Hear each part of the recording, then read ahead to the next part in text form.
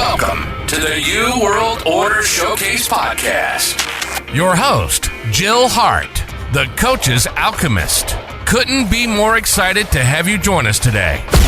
On this podcast, we celebrate the champions of change, the up-and-coming life, health and transformational coaches who are fearlessly stepping forward to make a difference in the world. Get ready for inspiring stories, practical tips, and powerful moments that will motivate you to make a positive change in your life and those around you. We're happy to have you join us on this incredible journey as we dive into the world of life, health, and transformational coaches who are lighting up the path towards a better tomorrow.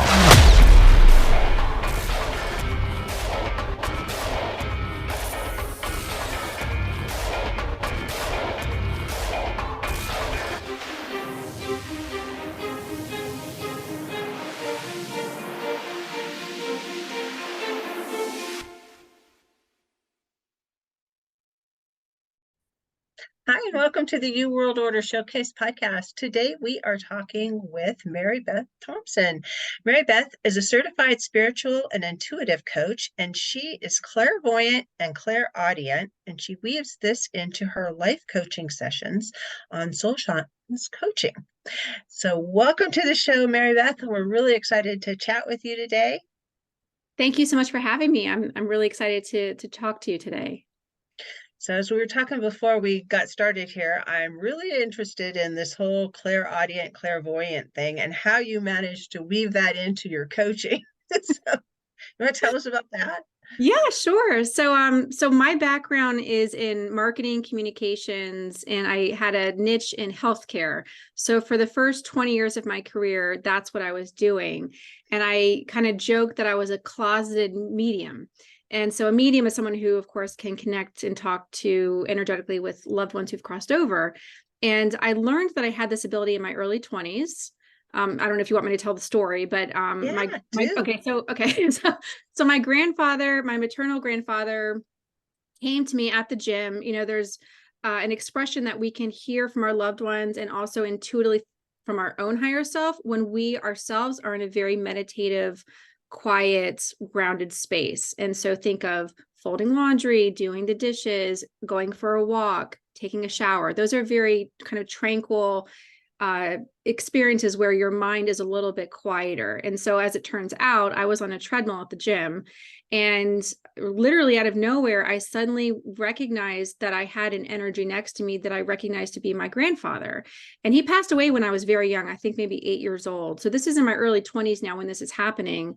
And you said clairaudient and clairvoyant, so people know what that means. Clairvoyant is French for clear seeing, and clairaudient is clear hearing.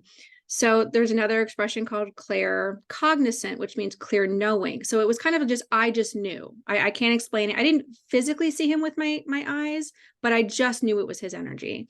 And this was the very first time this happened to me. And I just started to talk to him in my mind. I was like, hi, Grandpa, how can I help you? Like it was very strange to me, but I just knew. So he started to talk to me clairaudiently. He had a message for my sister that had to do with her health, and the rest was history. So for the next 20 years, I continued to receive messages for friends, for family members, for friends of friends. And I grew up in a religion that would have kind of shunned this ability activity. And so I think I didn't feel comfortable sharing this openly until just a couple of years ago. So I basically, I'm not a trained medium. I just lived it myself. And actually, come to find out, I didn't know you could even learn it. I thought you were just born with it. But I've come to find out that you actually can go to classes and workshops and learn how to become a medium. So, but that wasn't my experience. And so, fast forward to 2020. I was like everyone else in the world dealing with the pandemic. And I feel like that from my experience feels like a lot of us went through this kind of self-discovery period where we had to stop. We were literally stopped, right? To say, what am I doing with my life? Am I happy? Is there something else out there for me? And so I too went through a similar journey where I felt this nudge from the universe, is the only way I can explain it, where I felt like I think I need to look into life coaching. I had been told over the years anecdotally by people, Mary Beth, you would make a great life coach. And I always took that as a compliment. And I felt that was a positive affirmation. You're a good listener. You have good advice. But at the time, it didn't feel like it resonated with me. And then something just switched in 2020 where it was like, no, it's time for you to look into this. So I had looked at different types of there's different types of life coaching. And I felt drawn to more of a spiritual, intuitive type of life coaching for obvious reasons because of my abilities. And right when I was getting ready to launch my business, literally 1 week before, I already had the website designed, the branding was done, I was getting ready to go live. And again, I felt another nudge that said, you need to also include services for mediumship readings and intuitive guidance readings. I'm like, no, that's not part of the shtick. I'm supposed to be a life coach. I got certifications and things like that. And I guess I just trust my intuition so much that I knew I was supposed to just take a leap of faith and go, okay. So at the last minute, I added those services on as standalone sessions in addition to my packages of life coaching. And it turns out my intuitive and mediumship sessions probably take up 75% of my business. So that was meant to be. Yeah, because it's so unusual.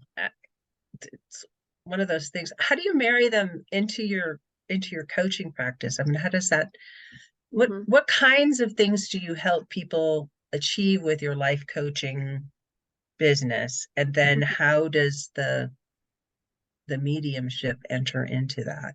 Yeah. So I don't do mediumship in my life coaching because mediumship would be, again, a standalone one-time session where I'm connecting someone with their loved one. The life coaching, with the way I marry my intuition with my clients, with my coaching sessions is, so just to give you an example. So I have a 10-week package where I take people through individual weekly sessions. And I'm a certified master color energy coach, and color is like, if you think about it like a language, it's a way, it has its own vibration, its own energy, and color, each color on the spectrum of our aura represents different qualities. So for example, purple is the color of leadership, divine purpose. Orange is the color of balance and perspective. Okay. Emerald green is the color of communication and creativity.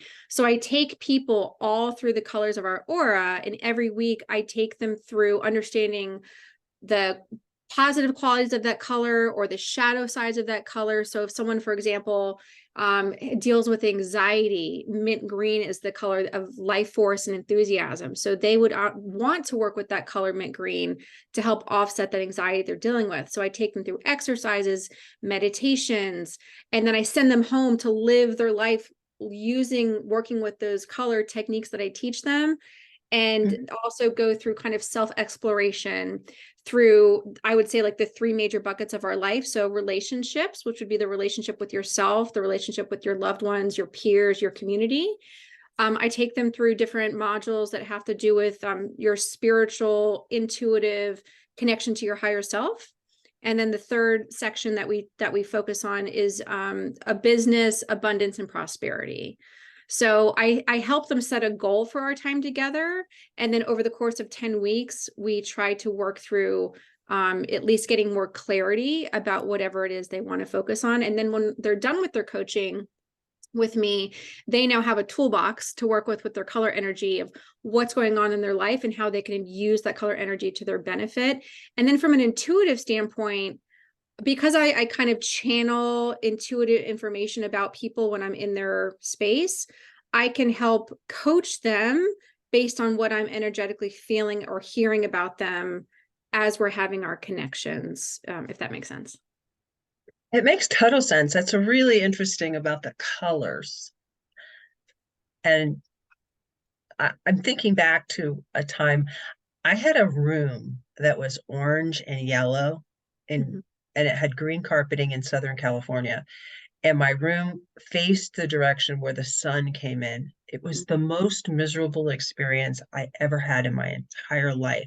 And to this day, orange just drives me crazy. Mm. Totally convinced it's because of that. Oh, Um, interesting.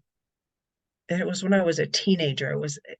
And it wasn't for a really long time. We only lived Uh, there maybe 2 years, but uh-huh. it was just like such an interesting thing. And you're talking about orange being organized, and Yeah. um, it was a time when I wasn't very organized. Yeah, yeah, yeah. So, so, Because so the shadow side of orange would be feeling a bit frantic, a bit unsettled, a little scattered. Because then uh-huh. again, the better qualities of orange, if you're incorporating into your energy field, is balance and perception and having kind of a good grasp on things. So that makes sense that you felt that way. Yeah, that's so interesting how, and I've picked the colors that I've picked Mhm. kind of, they kind of came to me more than anything else. It was just like, these colors speak to me. I've always loved purple. It Uh-huh. just like, but the teal was just like, okay, teal and purple and black. Uh-huh. Those colors just feel and speak to me in a way that's like, it's visceral rather than Uh-huh. mental. Yeah. Um, so it was interesting to hear you talk about that. And Yeah, teal or a turquoise color has to uh, do with forgiveness and kindness, mhm. and to yourself and to others. And like I said, purple is leadership, destiny, and purpose. And purple is, you would see it around someone like Oprah, who just stands in her power, really confident, kind of evokes that leadership quality about her. So yeah, I happen to like those two colors a lot too. I think they speak to a lot of people. Mhm. So as you're doing one-on-one, or do you do groups? Both. So I do with life coaching, I do one-on-one. And again, those are for a longer period of time together as we work together. My mediumship sessions, when I connect with someone's loved one in spirit, or I also do what's called intuitive guidance sessions.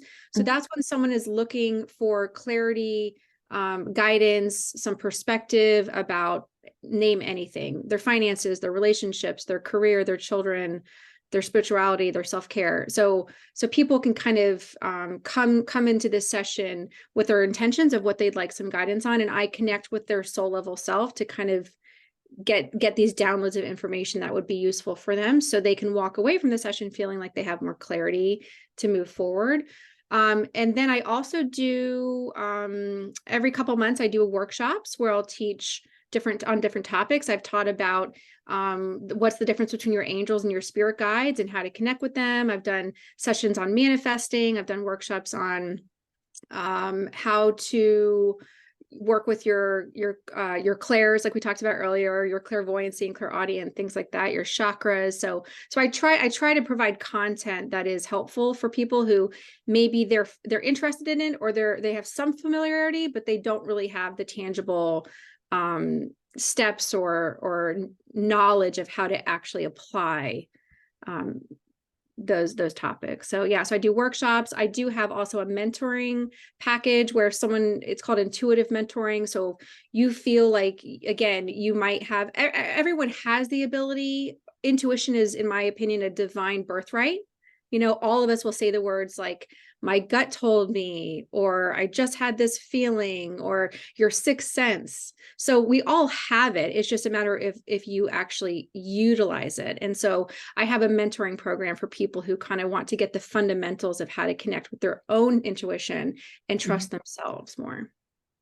And so and do you talk about that in your private community also?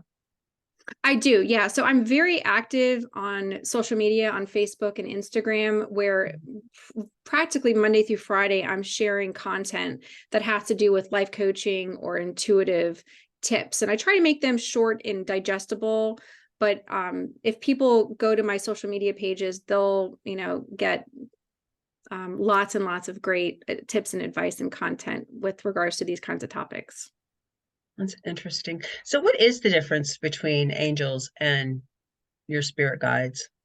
Okay, so I'm going to just share this answer based on my lived experience. You could ask another person and they might have a different answer. I just want to be clear about that.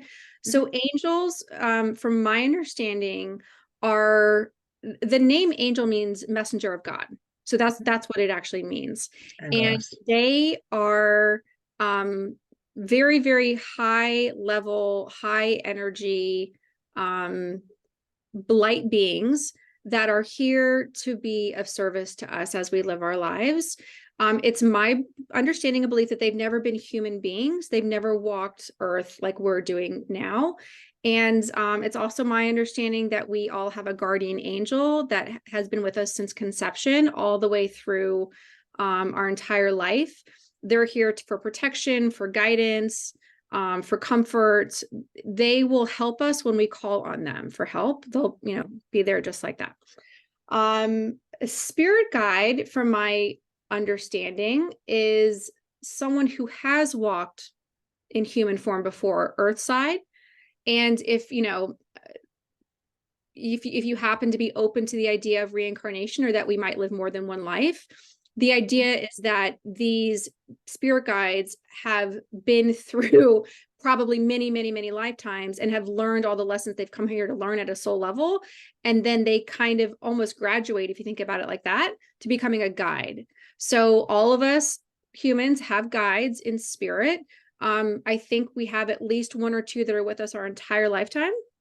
And you might have a sprinkling of other ones that come in and out of your life, depending on what's going on in your life at that time. So let's say you become a new parent, maybe you're going to have a parenting guide and they're going to kind of help support you in that journey. Or you're going to become a chef and go to culinary school. Maybe you have a culinary guide. So, but over the course of your life, you do have at least kind of like your main squad of guides that are with you to support you. They can't interfere in your life because we have divine free will, but they can certainly help give us messages. And that's kind of goes down a whole nother rabbit hole of when you hear information in your mind, or you get a gut sensation, or you're driving down the road and you say, something tells me I shouldn't go this way today. I should maybe go right here and take this other shortcut. Well, who told you that? Where did that information come from? Was that your higher self talking to you? Was that a spirit guide? You know what I mean? So I think maybe the average person isn't conscious or aware of kind of zooming out and pulling back and go, wait a second, where did I just get that information from? So I say all that because every single day, every one of us is getting information of guidance and support and knowings and intuition.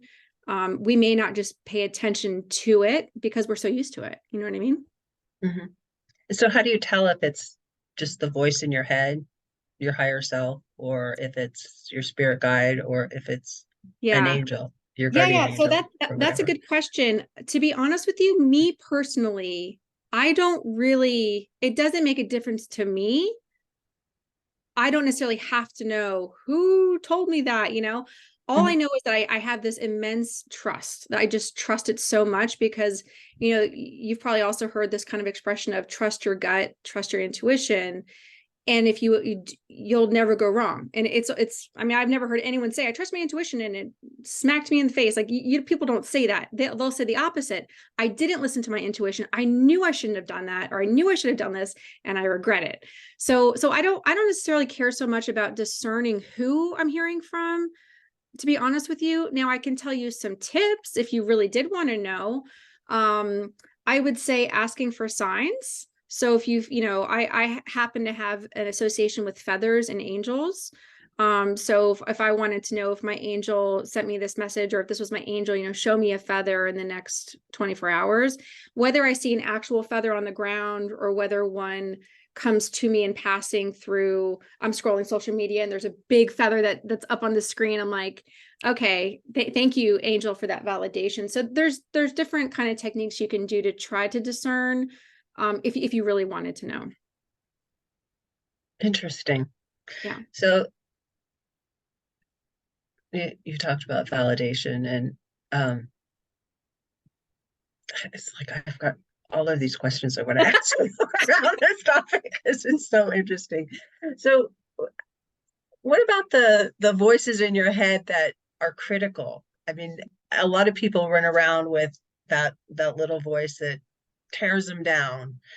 How does that play into all of this?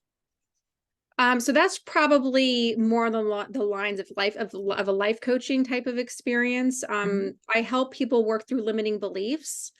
I help them identify, where did that limiting belief come from? How has this showed up in your life over the course of your life? Obviously, is it serving you? Probably not.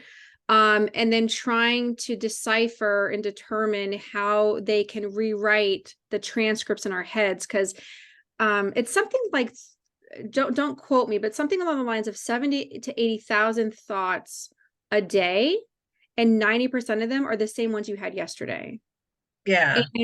And only 5% of our thoughts are conscious, 95% are subconscious. So if we're not even aware of those thoughts that are swirling around in our head, and you don't get a grip on them, especially the negative thoughts, and unfortunately most of our thoughts are actually negative too. Negative.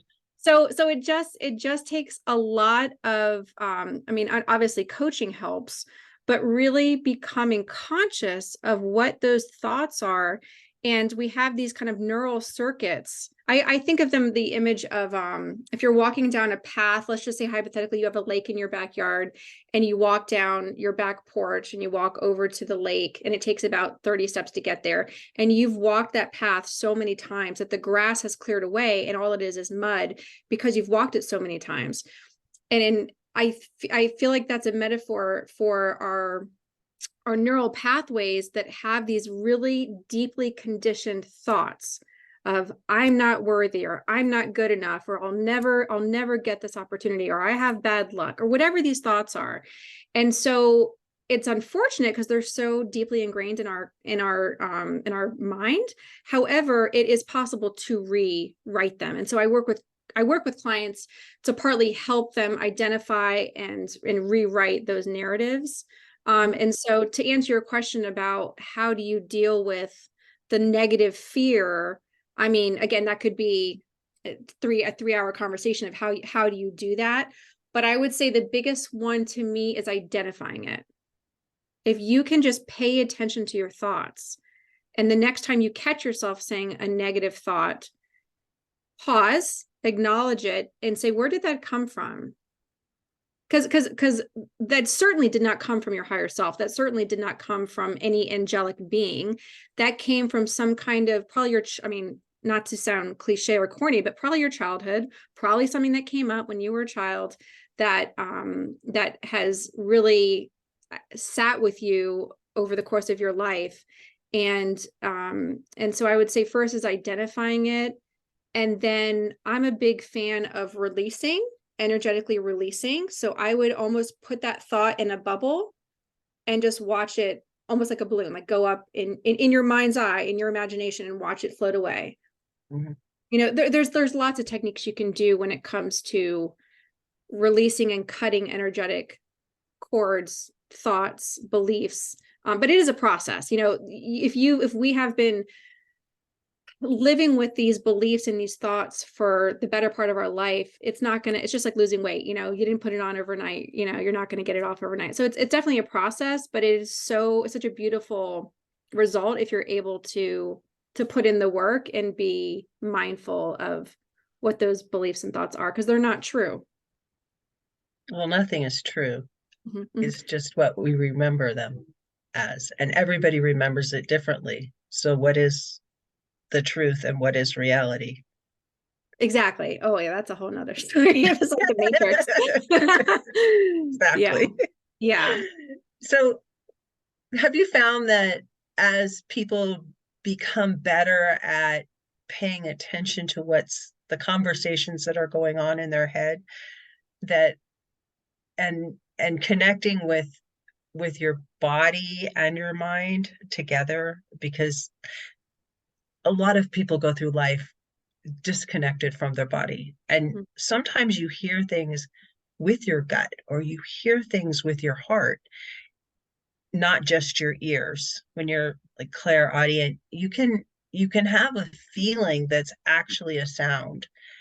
And have you found that as people pay more attention to what's going on, that they're able to hear from these guides and angels and recognize their intuition more than they might have done before? Is there a correlation between those two, I guess is what I'm asking. Yeah, absolutely.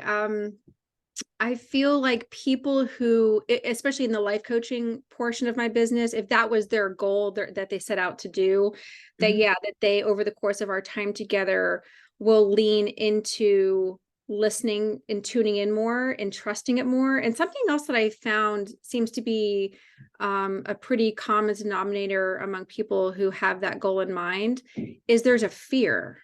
I've seen this time and time again, that people are afraid of opening up what's going to be on the other side. If I open up the doors to spirit, if I open up the doors to my intuition or to guides or to loved ones in spirit, they're afraid of any dark energy, and so I teach them, it's very simple, to be honest with you. It's just, our intention is everything. Intention is everything. From the moment you wake up in the morning and you intend, I'm going to have a great day. Things are going to go well for me. I'm going to be in a good mood. I'm going to have wonderful things come cross my path.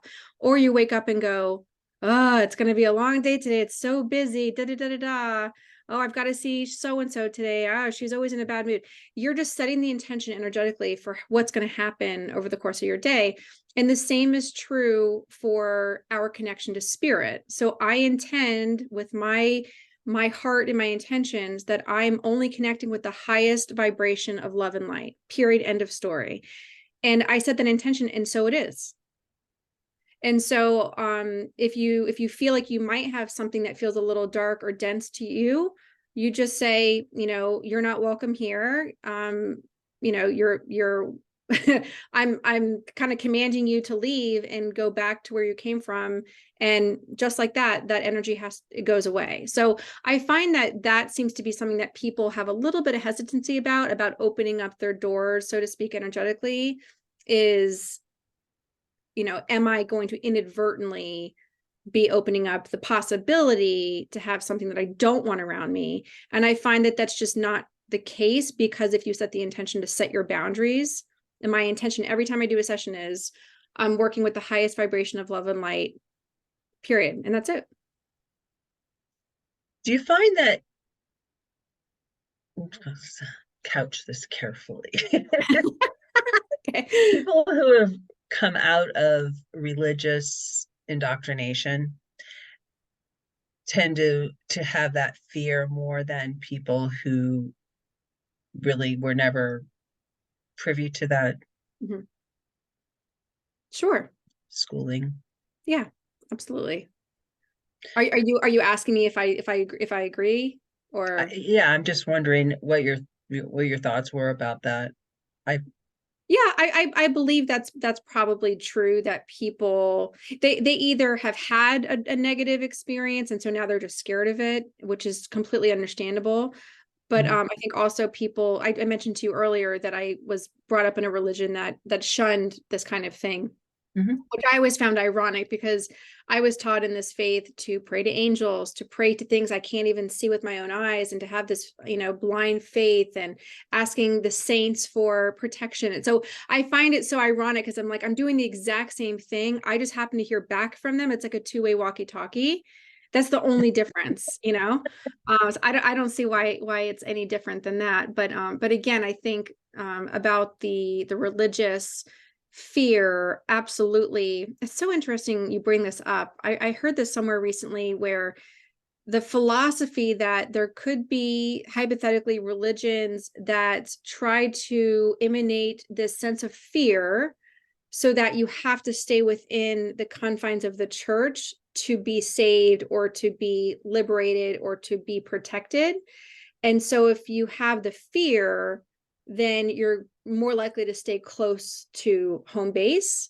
But then all of a sudden, if you wash away the fear and you're protected by the light and love of God, universe, whatever you want to call it, source, and you have so much power of intention that you're protected just by saying the words, then it's like, well, then why would you need that? Right. anymore. But they need your money. But yeah. So, I actually usually don't talk about this kind of, again, because I don't want to offend anyone or be, I want to be really sensitive, but I do agree with you that there is a common denominator with those two topics, and the fear and the religious. Absolutely. I've seen go hand in hand. So I'm wondering if the fear part isn't, it's not that I don't believe that there's good and evil, because I do think that there are things that are evil Mhm. in terms of their purpose is to destroy others. But I'm not so sure that in that the good versus evil, it's not really good versus evil. It's apathy versus love, Mm-hmm. because the opposite of love is not hate, it's apathy. You Mm-hmm. just Yeah. simply don't care. um from my own journey into and out of religion, i've I've experienced a sense of release and freedom, Mm. that and purpose, that I didn't experience while I was in the indoctrinated state, Mm-hmm. Mm-hmm. for lack of a better word. Yeah. Um, and when you talk about the the love and the light, when you're like, Mm-hmm. when you're in that situation, it's like you have to stay there in order to be saved, or Mm-hmm. to experience a good afterlife. Right. That's the big promise, Uh-huh. that it doesn't matter what happens now, it just happens. You're going to go and be in this wonderful place, and Uh-huh. the wonderful place is different for everybody if you talk to them. Right. Even, near death experiences, they're like all over the board. Yeah. Yeah. But I wandered off. So sorry. No, I'm all, everything you're saying is fascinating to me. I could, we could talk for hours about this for sure. Yeah, it just, like, it's so interesting, the difference between being here and what we consider reality, Mhm. and the fact that it isn't real. It's Mhm. all integrated. It's not like over there and here, like spirit Right. guides, and are some, like, Mhm. there's a door that opens or something. Yeah. There, Um, have you ever seen the movie Interstellar with Matt Damon? no. Okay, I would recommend it because I feel like it does a really, I want to say it came out 10 plus years ago, but I feel like it does a really good job depicting the idea of that we live in this matrix basically, and that time isn't linear. It's a really fascinating movie. Um, Also, as far as there versus here, I'm a big metaphor person, but if you've heard the veil is kind of the Mhm. dimension between us and spirit, is as thin as a piece of paper. I mean, that's really how I have come to understand it. It's not like they're so far away in some other galaxy. They're literally right here with us. And time is a man-made concept that doesn't exist in spirit. And yeah, it's interesting doing mediumship sessions. Over the years, I have come to understand certain themes and things to be true from my experience. And ego is something that we have in human form. That's something that we have on this earth plane. And what I have experienced talking to so many spirits who've crossed over is they don't have an ego anymore. So some of the things that they might have felt or had a grudge about or been a certain way, they come through to me for my clients with so much more clarity, with acceptance, with forgiveness, maybe some remorse about decisions they made. And I just find that they're so pure, and so you might remember them. For example, if you had a tough experience with one of your parents and you kind of held a grudge, and maybe they were not a kind person. Maybe they just were really rough around the edges. Maybe they were even abusive, and they come through in a session. They don't come through mostly primarily. They don't come through with that energy anymore. It's like, because if you just think about it, if you just take the ego out of the equation, it's a completely different energy. So I just have found that to be very comforting, to know that they are, really all of us, once we're in spirit, have a much different vantage point and a clarity and a perception to see things differently in retrospect. And I just think that's so interesting. I think it's really interesting too. And when you add into that mix soul contracts, so we all choose what we're coming here to do. And some of them go before us. And it's like, you can spend your life really angry about the things that you went through as a kid. And, we were all traumatized. All right. I mean, there's no getting around it. People have children when they're still growing up. Right. Most of our parents are Yeah. like 20 years older than we are. And if you look around at 20-year-olds, you're like, God, you're so young. There's so much life left to go. Yeah. And they're bringing people into the world. And so as as the older people leave and then you reconnect with them, I have reconnected with some of the people that have gone before me that I've had problems with. And, they came to me in a dream, and it was like, it's all good. This is what happened. And again, there's the memory thing about what is reality, what you experience, what you remember experiencing. It doesn't actually exist, and you can change it. You can remember it differently. Yeah. And there's some science around remembering things differently changes how other people remember it also. And it can make the experience, it can take it from being really bad to positive.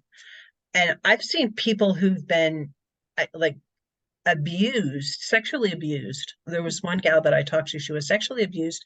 And that's just a period on the end of a much larger sentence. And oh, by the way, but it catapulted her into such a different space that she's like grateful for it. It was horrible that she went through it, but it has it was the catalyst that created her life. And I think it happens with a lot of people. They go through life and there's things that happen to them, and it's for a reason. It is. It is. Yeah. One of the things I do in my intuitive guidance sessions, and I'm connecting with someone's soul level self, is I'll ask them to tell me what is one of the major life lessons or themes in this lifetime that, of course, they have chosen at a soul level, but they've forgotten since they were, came Earthside. And it's my understanding that any one of us would have anywhere from 3 to 5 core themes or lessons in this lifetime. So I'm just asking for one. And it's always fascinating to share what I get with the person, because it will, every single time it resonates or lands for them. And I just find it to be comforting to know that it's not in vain, that it's like, oh, I've had this, I'll give you an example. I've had this repeated lesson or theme in my life where there's this thing of forgiveness, that life has given me so many opportunities to forgive people, which means you've been wronged, you've been betrayed, you've been lied to, you've been this, that, and the other. And what they wanted to learn in this lifetime was how to forgive. And so that can be very humbling. And but just by bringing that information through should, in theory, give you some comfort to know that this isn't in vain, that this was not just a coincidence, that my whole life I've been giving all these, difficult circumstances to then be choosing, do I want to forgive or not? And then, okay, yeah, I'm going to forgive them. If not for them, it's for me, to let go of that toxic vibration. So yeah, it's fascinating. I don't know that everyone realizes this, that we have chosen some of these roads that we go down in this lifetime for various reasons. And the goal is that we get the lesson and we get it sooner than later so that we don't have to repeat it our entire lifetime. Yeah. Right. And once you do get it, you can move on to the next thing. Yeah. Yeah. You use the word freedom. I think freedom is a beautiful descriptive word to say, oh, I can let that go. Yeah. One more thing. Yeah. Yeah. When you talk No, about sure. when you talk about forgiveness is for you. It doesn't, Mm, you can excuse another's behavior yeah. and then you make boundaries and you decide what you want to do with that. Forgiveness is allowing yourself to move on and not let that thing take up space in your head, because that's what we do when we forgive. We just like move it away from us Mm-hmm. rather than telling people I forgive you or wanting them to ask for forgiveness. That's the silliest thing I've ever heard. What you're asking for is to please excuse me. Right. Please excuse this behavior that I did towards you, and I'm either going to continue doing it or I'm going to try not to do it anymore, Mm-hmm. because obviously that had an effect on you. But we don't understand that distinction when we're raising children or when we were being raised ourselves. We're told, you need to forgive them for hitting you, or you need to say you're sorry. Um, those kinds of things teach us that other people have power over us rather than we have all of the power in our relationships with others. When you make somebody tell somebody else they're sorry, even when they're not, it Mm-hmm. teaches you that it doesn't, you know, that person has control over your feelings about something. If they've told you you're sorry, then suck it up and move on. Yeah. Well, you know, yeah, he hit you. You haven't, you have a right to feel angry and Mm-hmm. to be hurt and to cry if you want to. I mean, something happened to you. Let's look at that. Mm-hmm. You may choose to excuse that behavior if you want, but Yeah. it's not necessary. Yeah, absolutely. Yeah, forgiveness. I think there's an expression that says something like, um, holding on to anger is like drinking poison but expecting the other person to die. Yeah. And I feel like that's such a good descriptive of what it is. And I also am very sensitive to letting people feel their feelings and not trying to spiritually bypass anyone and say, oh, forgiveness is everything and you need to forgive no matter what the case, because that's everyone's own journey. Mhm. And at the same time, I also know to be true that there's so much healing and forgiveness. And like you were saying earlier, it doesn't even have to be for them. It could just be for your own healing journey to say, I'm going to release this. I'm not going to hold on to the anger. So yeah. Yeah. So people can get a hold of you in your on your social media platforms and in your in your on your website. Yeah, my So website, yep, is soulshinescoaching.com. And then Facebook and Instagram is at Soulshines Coaching. So yeah, happy to connect with anyone who feels called to do so. that's awesome. And what's the one thing you want to leave the audience with today, Mary Beth? The one thing I want to leave the audience with, we talked a bit about intuition today, and I think this is a helpful tip for people to understand, well, what the heck is intuition and how do I differentiate when it's that or something like fear, for example? Fear would come through something like racing thoughts, racing heartbeat, sweaty palms, the repeating, loophole over and over and over again. That's going to be more of a fear-based coming from your own ego or your mind. Your intuition typically comes through out of nowhere. You're not ruminating about something. It comes out of nowhere. This kind of information or download or feeling or sensation. You're usually going to have it come through fast and just one time. And there's going to be an indifference of feeling. It's going to feel very neutral. So those are just some, I like to kind of teach that as basis for people to understand when they come across these different experiences to go, oh, that what she described in that actually did feel like my intuition. Now that gives you a little bit of peace to know that is true. That's coming from your higher self or some divine being. the other sensations, which feels scattered and intense and heavy and not well, that is your own mind kind of, throwing you for a loop where you say, okay, thank you, this is not serving me. this fear-based thought, I'm gonna send you off. So that's what I'd like to leave people with. Thank you. It was really great and very succinctly put. And that really did answer my question earlier about how can you tell the difference? Yes. Yeah. So I couldn't answer your question to know definitively if you're getting something from your angel, your spirit guide, or your higher self. However, to distinct if it's from your fear monkey-based mind, Yeah. or your clear higher self intuition, that's how you can tell the difference. Love it so much. This has been a great conversation. I could talk to you all afternoon. Oh yes. No, I really enjoyed it. I could definitely get like a cup of coffee and just keep chatting away. Thanks for joining me. Appreciate it. Thank you so much for tuning in to another empowering episode of the You World Order Showcase podcast. We hope you've enjoyed hearing from our incredible life, health, and transformational coaches who are making a profound impact on the world. Remember, change begins with you, and you have the power to transform your life and the lives of others. If you want to take that next step and unlock your true potential, visit thecoachesalchemist.com, where you can find the 3 ways we can help you for free to spin your talent into gold with clarity, a system, and a plan. Don't forget to hit the subscribe button so you never miss an inspiring episode. And if you enjoyed today's show, we'd greatly appreciate it if you could leave us a review on your favorite podcast platform. Your feedback means the world to us and helps us reach more people with our positive message. Stay connected with us on social media for updates, behind-the-scenes content, and upcoming guest announcements. You can find us on Facebook at the You World Order, or simply visit thecoachesalchemist.com.